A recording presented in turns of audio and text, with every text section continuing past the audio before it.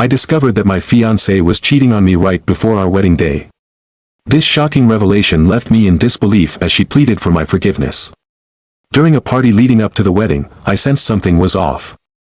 I had been discreetly observing her, and it seemed like she was aware of my gaze, as she frequently glanced in my direction. After wrestling with my emotions for a while, I decided to approach her. At that point in my life, I had experienced changes in my body. I wasn't exactly chubby, but I carried a noticeable amount of weight, a trait that ran in my family and had been with me since childhood. Because of this, I faced rejection from many girls in the past. They laughed at me or showed no interest when I attempted to flirt. Naturally, I didn't expect anything different when it came to Maya, who was stunning. I thought she might disregard me or simply act as if I weren't there. Surprisingly, Maya was different. She spoke to me kindly, and we ended up talking for the rest of the night. For the first time in a long while, I felt a wave of confidence and joy wash over me. Our chemistry was undeniable, and we exchanged contact information. As soon as I got home, I reached out to her, and from that moment on, our relationship blossomed. We started seeing each other frequently, going out for lunch dates, and building a solid friendship. Over time, I realized that Maya was unlike other girls her age. She was kind, witty, and incredibly intelligent. My initial attraction to her wasn't solely based on her beauty, it was her intellect and sense of humor that truly drew me in. Throughout my life, not many girls had been open to multiple dates with me, but Maya gave me a chance, which I appreciated deeply. I have always been attracted to people with vision and ambition. I wasn't interested in being around those who seemed to lack life goals. Maya fit the bill perfectly. She had recently graduated from college and was actively searching for job opportunities. I admired her determination as she navigated the often daunting landscape of interviews and applications. I found myself rooting for her as she pursued her career aspirations. Before Maya, I had only one serious relationship in high school. It wasn't that I couldn't maintain a relationship, it was that most girls I met wanted something different than what I could offer. So, getting to know and date a girl like Maya felt like a victory for me. 3 months had passed since her graduation, and unfortunately, she had yet to find a job. She had left her college dorm and moved in with a friend, but the living situation proved to be challenging. Her friend was quite clumsy and often had her boyfriend over, which made it hard for Maya to feel comfortable in what was supposed to be her home. She confided in me that this arrangement was taking a toll on her mental health. Seeing the stress that Maya was under, I suggested that she take a break and move in with me. Although I was just beginning my career in tech, I was earning enough to support both of us. Our apartment was spacious, a one-bedroom place where I comfortably paid the rent and covered the bills and groceries. I never complained about the financial burden because my love for Maya outweighed any inconvenience. Throughout our relationship, everything seemed to be going smoothly. We rarely had conflicts. Maya kept our home tidy, did the dishes and laundry, and even went grocery shopping. She was attentive in every way, and our intimate life together was fulfilling. Before we began dating, Maya opened up about her past relationship with an ex-boyfriend who had mistreated her. I assured her that I was a gentleman and wanted to keep her safe. I had a history of managing my emotions well and had never laid a hand on anyone, especially a woman. I was committed to being faithful to her as well, as I had never cheated in any relationship. My work schedule was a mix of remote and on-site duties, which allowed us to spend quality time together. I made it a point to be transparent, sharing details about where we were going and who we were with. I wanted to show Maya how serious I was about our relationship and how much I valued her trust. I was fully committed to my relationship with Maya, making it clear that I had no secrets as our bond deepened. As we moved forward, we felt it was important to introduce each other to our parents. In a short while, we became familiar with one another's close friends. While I didn't have a best friend, Maya had one named Andrea. Andrea was a constant presence in Maya's life, always hanging out together and frequently visiting our home. Their friendship had grown so strong that we almost felt like family. In college, Maya and Andrea were roommates. Unlike Maya, who was more focused on her corporate aspirations, Andrea had a steady job as a retail store manager at a well-known store in our city. She lived with her 2 sisters, who were also busy working women. I learned from Andrea that Maya had the chance to work at the same supermarket where Andrea was employed. However, Maya turned down the offer because she was determined to land a corporate position instead. I suspected that Maya had grown comfortable with my financial support, even though I never brought it up to her directly. Andrea often teased Maya about being spoiled, but Maya defended herself by saying she had worked hard during her teenage years and throughout college, juggling various part-time jobs. She believed she deserved to take a step back and be cared for. I was genuinely happy to support Maya and take care of her needs. Providing for her made me feel good, and I had no issues with it at all. One evening, we went out to celebrate my promotion at a nice restaurant. During our meal, Maya suddenly posed the question, "What do you say if we get married?" I stuttered, caught off guard for a moment. Although her question surprised me, it wasn't entirely unexpected. I had been considering the idea of marrying her for some time. Nevertheless, I still had several things on my mind, so I responded that we would marry when the moment was right. She smiled in response. In truth, I wanted Maya to establish her career before taking our relationship a step further. I always dreamed of marriage and starting a family, and ever since Maya entered my life, I envisioned our future together.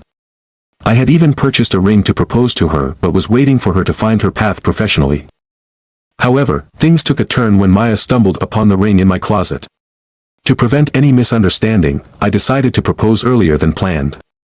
When Maya shared the news of our engagement with Andrea, I noticed that her reaction was more one of shock than joy. The surprise came not from the fact that her best friend was getting married, but rather that it was to me. I had anticipated a more enthusiastic response from Andrea, especially since she was to be Maya's maid of honor, but that enthusiasm appeared to be lacking. Instead, her response was, "Are you being serious?" as she tossed her purse to the floor. While holding Maya's ring, she forced a smile at me. Having spent a lot of time around them, I could easily tell when Andrea's smile was genuine and when it was not. Although I kept this feeling to myself, I sensed that Andrea was not truly happy for Maya. In the past, I had observed that Andrea often put on a friendly demeanor toward me, which left me feeling uneasy. There was a specific instance when the three of us were hanging out in our apartment. While Maya was busy in the kitchen preparing snacks, Andrea hinted that Maya might not be the person I thought she was.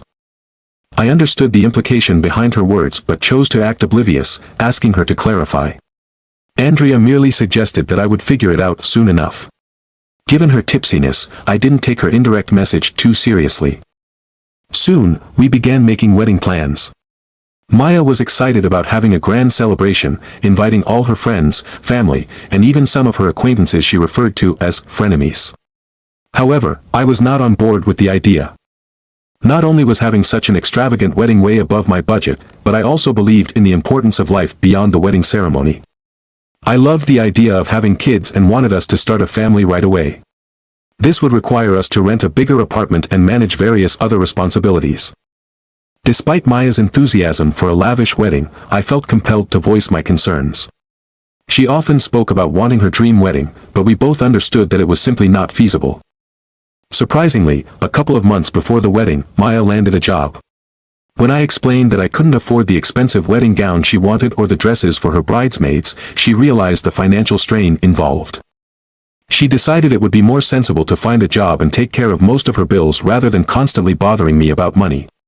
This choice showed a lot of maturity, impressing me greatly. I hoped that after we got married, she would continue to pursue her career, allowing her to contribute to our lives together.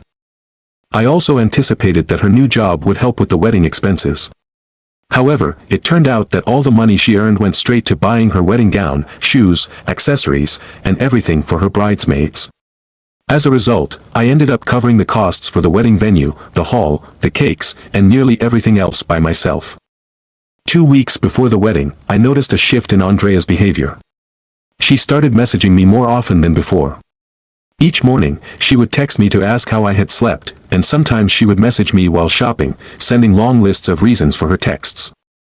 Despite this, when we met in person or when she came over to help Maya with various tasks, she maintained a calm demeanor, making sure that Maya wouldn't suspect anything unusual between us. Eventually, I had to tell Andrea to stop her constant calls and messages because it was starting to feel overwhelming. I worried that these interactions might put a strain on my relationship with Maya. I was too fearful to bring it up to Maya, as I didn't want to jeopardize their friendship or disrupt their wedding plans. I understood how much Maya loved and trusted Andrea, and deep down, I could sense that Andrea might be trying to sway me or influence me regarding my decision to marry her best friend. On the night of Maya's bachelorette party, things took a different turn. We were at a club in the hotel where we had booked rooms the day before our wedding. I was enjoying drinks with some friends when Andrea called me, claiming she wanted to show me something important. At first, I hesitated, worried that she was trying to seduce me one last time before I married Maya. But when she mentioned a name that was familiar to me, I decided to take one of my friends with me and head upstairs. When I arrived at the hotel room they were using for their small gathering, I found Andrea waiting outside. The moment she told me what was happening inside, I felt a rush of disbelief. As I opened the door, my heart sank. Soft moans echoed from within the room, and I felt an uncomfortable tightness in my chest. To my utter shock, I walked in and saw Maya on top of a man, who I soon realized was the male stripper they had hired.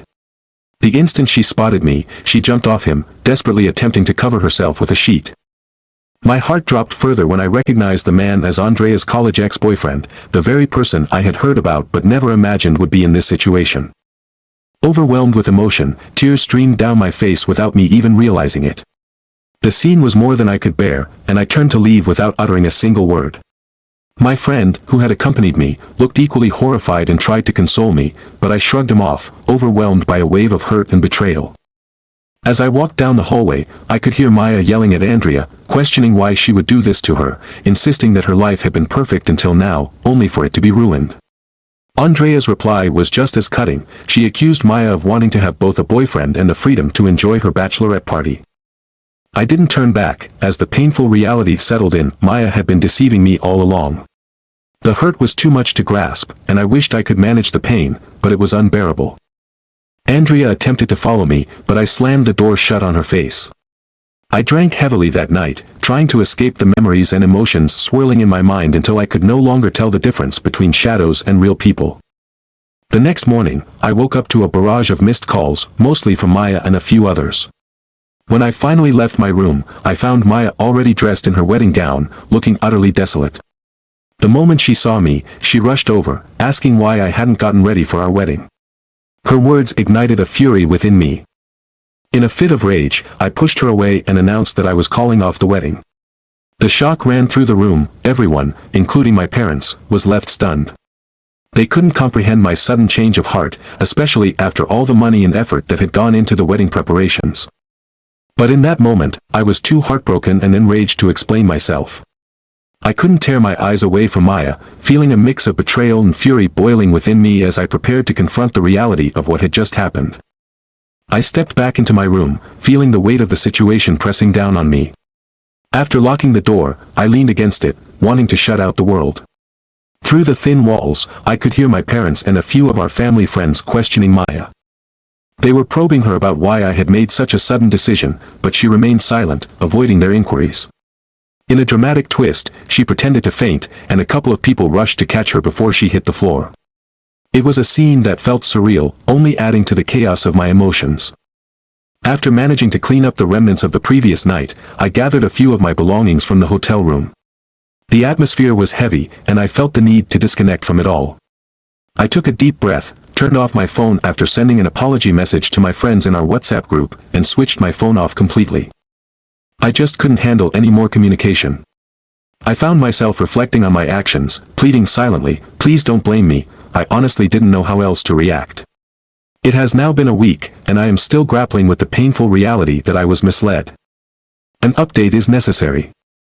I wanted to take a moment to thank everyone who commented on my original post. Your support means a lot to me. Some of you questioned why I didn't do a background check on Maya, specifically through my friend's sister, before starting to date her. Honestly, I was naive. I didn't think it was essential to dig deeply into her past at that time. I vaguely remember asking my friend's sister about Maya during the early stages of our relationship. She told me that Maya was her friend's friend and that they had lost touch after college. This information didn't really help me understand Maya at all. Interestingly enough, I ran into Maya yesterday, and she was furious with me for canceling our wedding. It struck me as somewhat amusing, considering how she completely ignored her own actions and turned me into the villain in this story. According to her, I backed out because I had partied too hard the night before, claiming I wasn't in my right mind. I couldn't believe she thought I would go along with that narrative. In her eyes, perhaps my silence was a sign of weakness, but it was far from that. I wanted nothing to do with her anymore, and I couldn't comprehend why she thought we could possibly rekindle our relationship. Things took a darker turn when she admitted that she had been seeing her ex-boyfriend while we were together. Her justification was that I worked too much and didn't give her the attention she desired. The truth is, I always aimed to provide for both of us, ensuring our bills were paid while also trying to care for her needs. Even as I write these words, the haunting thought of her betrayal weighs heavily on my mind. She is now suggesting that we pick a new wedding date, mostly because she fears the embarrassment of how things ended. The fact that she only offered one half-hearted apology for her actions makes it painfully clear that she never valued me as I valued her. This feels like a one-sided love affair. Therefore, I made it clear to her that I cannot marry her, it simply isn't possible. I even went so far as to ask her to leave my house and changed the locks afterward. Upon meeting Maya, I also took the time to meet with Andrea to express my gratitude for helping me dodge a bullet. It was Andrea who informed me that Maya had been using the money I gave her to support her ongoing relationship with her ex-boyfriend. Whenever Maya asked for large amounts of money for various purchases, it often went straight to him. Moreover, during the time we lived together, Maya had been going to the gym every evening. I thought it was just her pursuit of fitness, but now it seems it was part of her routine to meet up with her college boyfriend. She even used Andrea as an alibi, claiming she was spending time with her instead. Andrea was shocked and Maya displayed her engagement ring, as just a few days earlier, she had confided in Andrea about wanting to settle down with her college boyfriend because she was still in love with him. Now it makes sense why Andrea couldn't stop trying to reach out to me. She had been looking for a way to warn me about what Maya was doing, but I was too engrossed in my own world to notice. There are moments when I feel that perhaps I deserve all this pain for being so easily deceived. But I have made a firm decision, there will be no second wedding. In 2 days, I plan to meet Maya again to return her belongings. Another update will follow soon. 3 weeks ago, I experienced a moment that shattered my heart even further than I thought possible. It was a situation that caught me off guard and left me reeling in confusion and pain. I was having a conversation with Maya about our future, or rather, the lack of one. I told her firmly that we would never be together again and that there was no point in discussing marriage anymore. Her reaction was not what I expected. She looked straight into my eyes and said words that cut deeper than any knife. Do you think calling off our wedding will help you find a better woman? No woman in her right mind would want to be with an overweight man like you. You should consider yourself lucky to marry a woman like me. In that moment, I felt a rush of emotions. I had never been insulted like that in my entire life, and the sting was even more pronounced coming from someone I had once loved deeply, or who pretended to love me. That remark opened my eyes to the reality of her character. Despite how hard it was to admit to myself, I recognized that she had been using me all along. I may struggle with my weight, but I never wanted to enter into a marriage where my partner felt like she was doing me a favor by being with me. I was acutely aware of how relationships like that usually turned out. That day, our conversation ended abruptly. She threw my engagement ring at me in a fit of rage and stormed out. The silence that followed was deafening. I felt compelled to cut ties entirely. I blocked her on all social media platforms, ensuring she could no longer reach me. However, before severing connections with her parents, I made a visit to inform them about their daughter's behavior. They were visibly disappointed to learn the truth about her actions. About a week after Maya walked out of the cafe, I began receiving persistent calls from an unfamiliar number. When I finally answered, I immediately recognized Maya's voice. It sounded different, calmer and more respectful than before. Without wasting time, she requested a meeting, claiming she had something important to tell me. I insisted she share it over the phone, but before I could respond, she launched into a series of apologies. She wanted my forgiveness so we could wipe the slate clean and start over. And then came the shocking revelation, she was pregnant. I couldn't hold back my laughter, I thought it was an elaborate prank. It's not April Fool's Day yet, I exclaimed, brushing off her claim. She quickly added, I'm pregnant with your baby, Rick. I couldn't take her seriously and ended the call, but her persistence didn't wane.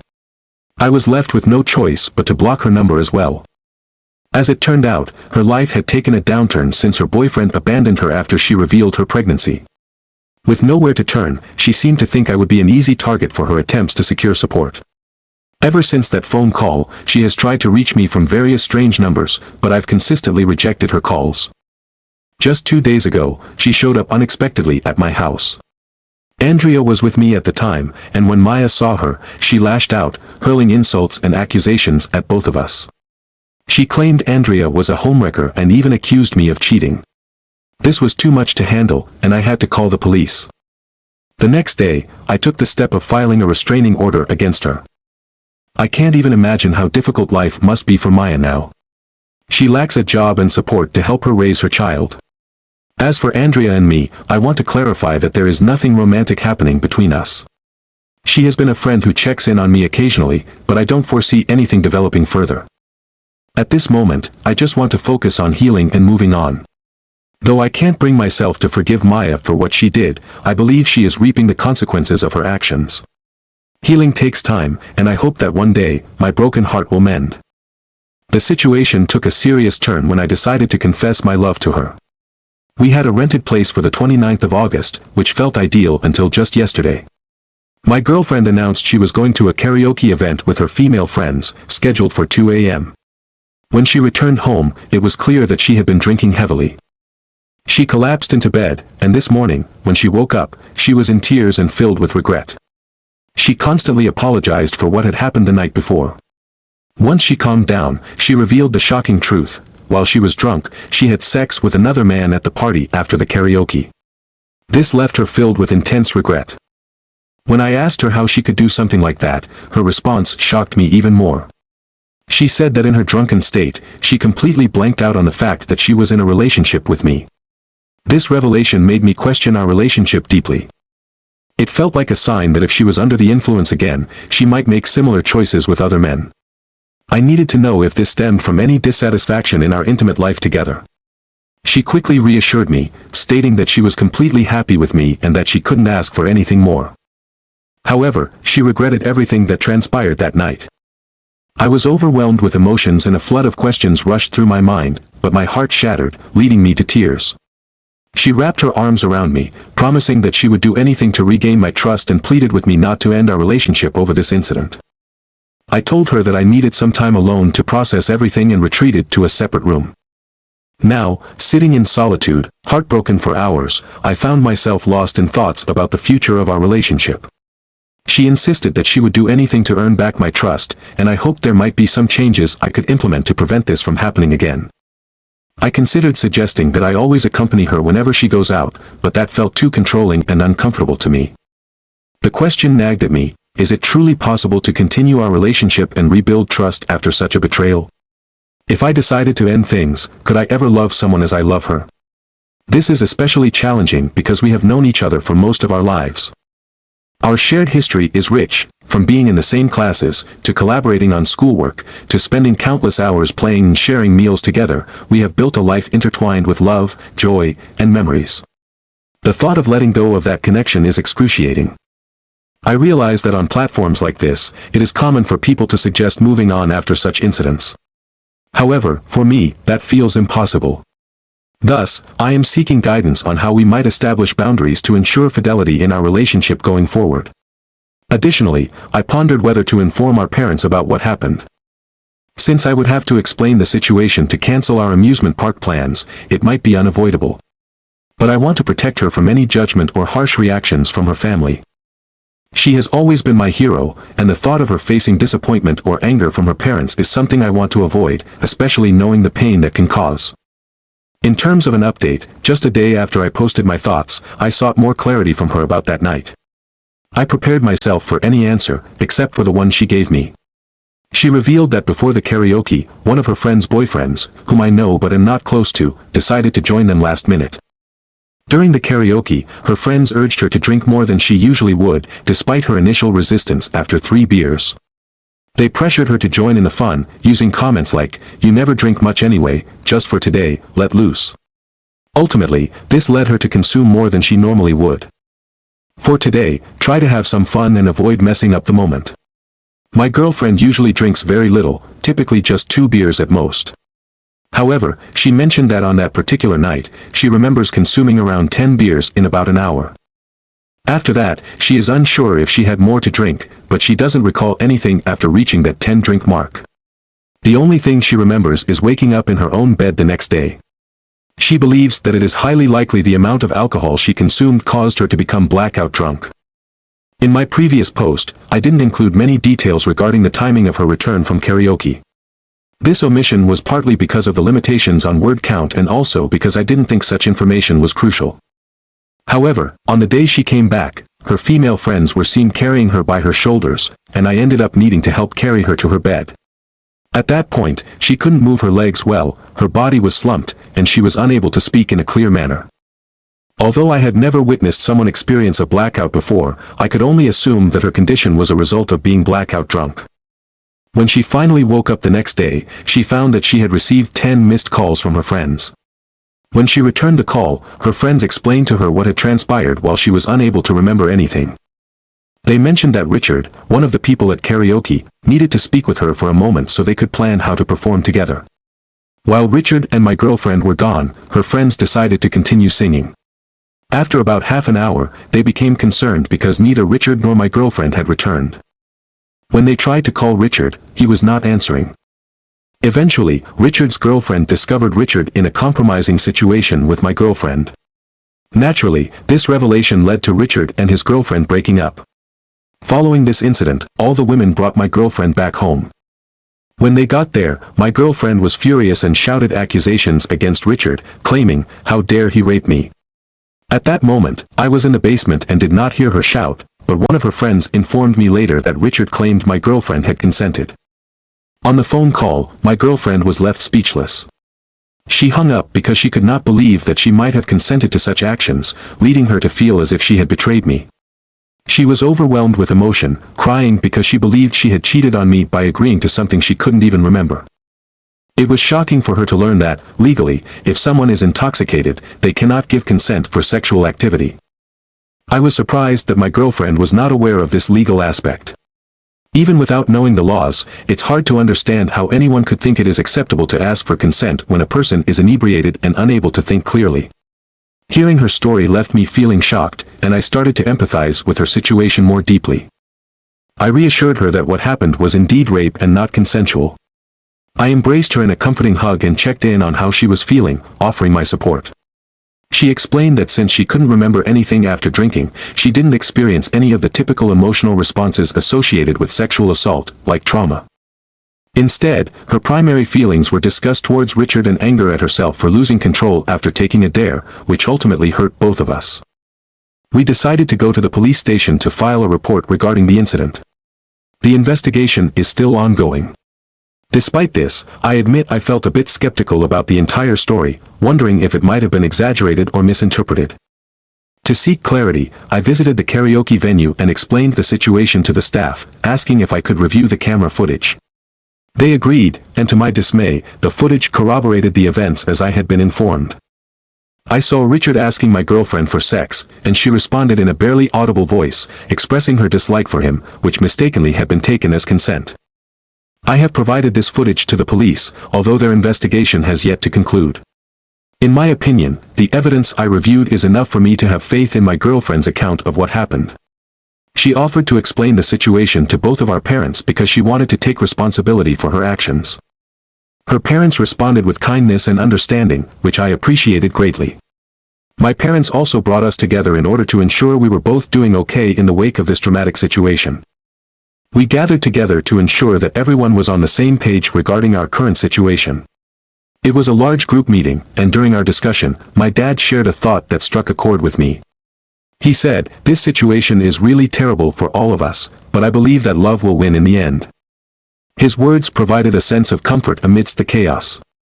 Unfortunately, we had already rented the amusement park for that day, and it was too late to change our plans. After some careful consideration, my parents and her parents came to an agreement to go ahead with the event, but without the original proposal that we had intended. We decided to invite many more people to join us, turning the day into a fun gathering instead of a private proposal. I communicated with both my parents and her parents about my intention to wait until the right moment to tell her that the amusement park was originally rented for a proposal. About a week ago, when things had started to settle down, I finally shared the truth with her. Understandably, her feelings were quite complicated. She described her emotions as being a mix of devastation yet understanding, which I thought was a fair way to summarize how she felt. Thanks to some great advice from people on Reddit, we made the decision to attend couples therapy. This choice has been incredibly helpful for us, allowing us to understand each other better and grow even closer as a couple. During our therapy sessions, she mentioned that she never wanted to drink alcohol again. She realized that it never really tasted good to her and that it didn't bring her happiness in the long run. She confessed that she often drank to fit in with others but now has made a commitment to stop altogether. So far, she has been successful in sticking to that goal. We also discovered that we both love going to events like karaoke together. However, we sometimes hesitate to ask each other because we worry about being a bother. On a day when she went out with her friends, she actually wanted to invite me but thought I looked busy, so she went alone. In reality, I was not busy at all. We have both worked hard to improve our communication and express our feelings more openly, which has made a significant difference in our relationship. I also shared with her that I had posted about our situation on Reddit, and I wanted to thank everyone for their advice, even if some of it was a bit harsh. Right now, we are both feeling very happy, and I genuinely believe that despite this little bump in the road, our journey together will continue onward, and we will keep riding this path side by side.